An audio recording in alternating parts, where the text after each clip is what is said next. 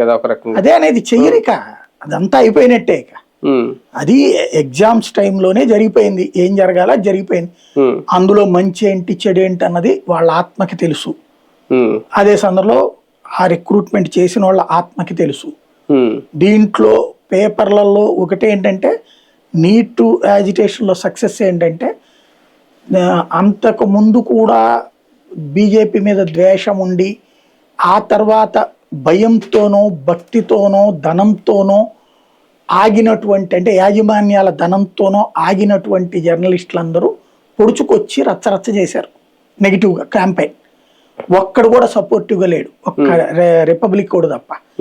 మొత్తం అందరూ అడ్డంగా వేసుకున్నారు, దొరికిందే ఛాన్స్ అని. ఇక్కడ అడ్డంగా జగన్ వేసుకుంటారు వీళ్ళు, అడ్డంగా మీడియాని, ఏది మీడియా అంతా కూడా వీళ్ళకి అగెనిస్ట్గా ఉంటుంది వైసీపీకి. కాబట్టి ఇక్కడ ఏం చేయలేరు. కానీ నిరుద్యోగుల్ని యువతనే రెచ్చగొట్టే ఉద్యమంగా మారుతుందా ఇది వైసీపీ? ఇదే చెప్పేది, అసలు బయటికి రారు. ఇప్పటికీ వీళ్ళు చేశారు కార్యక్రమాలు. ప్రధానికి వైసీపీ కార్యకర్తలు కండవాలేసి కనబడుతున్నాయి, కానీ నాకు నిరుద్యోగ ఏడ కనబడుతున్నాడు? డిఎస్సి ఆస్పిరెంట్లే దాంట్లో ఈడ్చిపెడితే 1% కూడా ఉండట్లా. వాళ్ళందరికీ ఏంటంటే, మీరు ఉద్యమం చేయండి, గవర్నమెంట్ తలుచుకుని ఏమన్నా ఇస్తే కనుక మేము బాగుపడతాం అన్నట్టుంది.